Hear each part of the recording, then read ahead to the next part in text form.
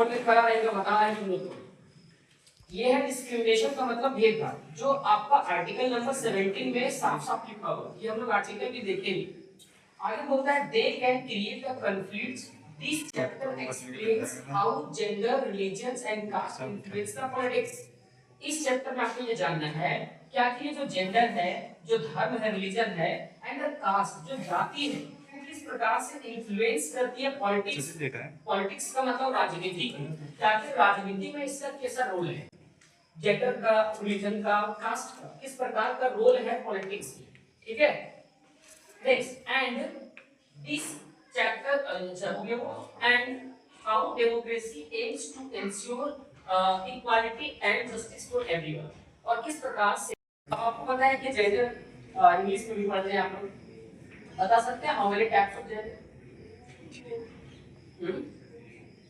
Four types, बताइए कौन कौन से टाइप्स होते हैं जेंडर्स के? कितने टाइप्स हैं? 2।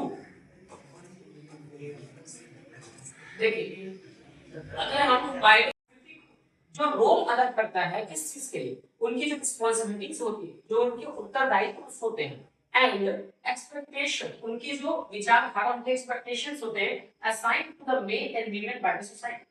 और सोसाइटी के द्वारा जो मेल और विमेन्स की रिस्पांसिबिलिटीज को मतलब नहीं करते। सिंपल सा आज से कोई साल मतलब 150 साल पहले से चल रहा है कि हमारा समाज जो है वो हमारे पे प्रभाव नहीं है, मैटरनिटी को शो नहीं करता है, पैटर्नल है। मतलब यहाँ पे डिसीजन मेकर्स होंगे वे मेल होंगे, फीमेल नहीं होंगे। इसका मतलब क्या है? जेंडर फिजिकल का मतलब क्या है?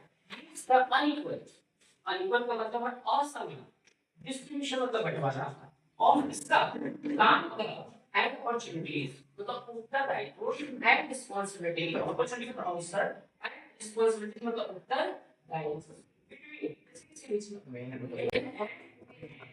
अच्छे दो रोल, एक ट्रेडिशनल रोल की बात करेंगे तो देखिए मेन के क्या था, ये अर्नियर की बात है। अर्न मीनिंग अभी भी है वर्क आउटसाइड होम, इनका काम है कि पैसे कमा के लाओ। दूसरा वर्क आउटसाइड होम, घर का काम सिर्फ तो नहीं करोगे तो बाहर का काम करो, घर का काम करने के लिए। तो यहाँ पे जेंडर पे डिवीजन हो गया कैसे? आप सोचिए ये मेल है और ये क्या है? फीमेल। तो मेल के ये सारे काम दिखाए गए हैं और विमेंस के ये सारे काम को दिखाए। कौन कौन सा रोल से आप? एक है ट्रेडिशनल रोल और एक है आपका टुडेज रियलिटी। ठीक, ध्यान से सुनिए।